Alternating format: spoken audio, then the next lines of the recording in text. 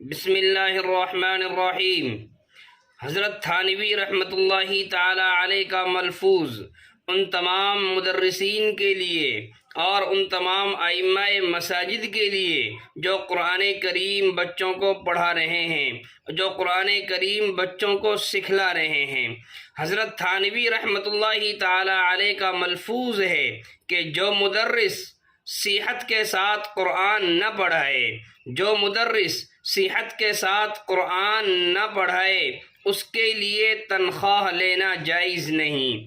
یہی فتویٰ امام جزری رحمۃ اللہ تعالی علیہ کا تجوید کی معتبر کتب میں بھی موجود ہے۔ خدا کے واسطے اپنی ذمہ داری کو پہچانیں، اپنی ذمہ داری کو سمجھیں اور امت کے بچوں پر رحم کیجیے۔ اگر آپ کوشش اور ذمہ داری کے احساس کے ساتھ پڑھا نہیں سکتے تو بچوں کی استعداد اور عمر کو ناحق برباد نہ کریں۔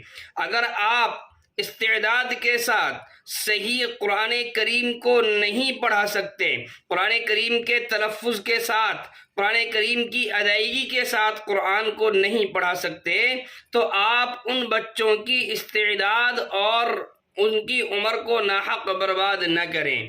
اس کا گناہ چوری سے بھی بدتر ہے، کیونکہ مال اور اسباب پھر بھی مل سکتا ہے لیکن گزری ہوئی عمر واپس نہیں آ سکتی۔ بگڑی ہوئی استعداد عام طور پر درست نہیں ہوتی۔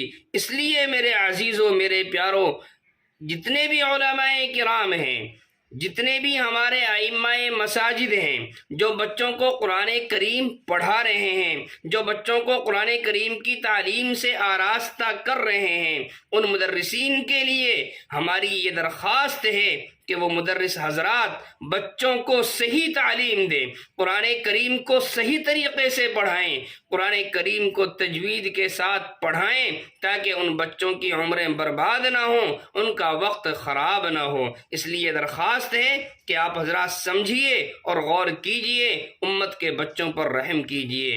السلام علیکم ورحمۃ اللہ وبرکاتہ۔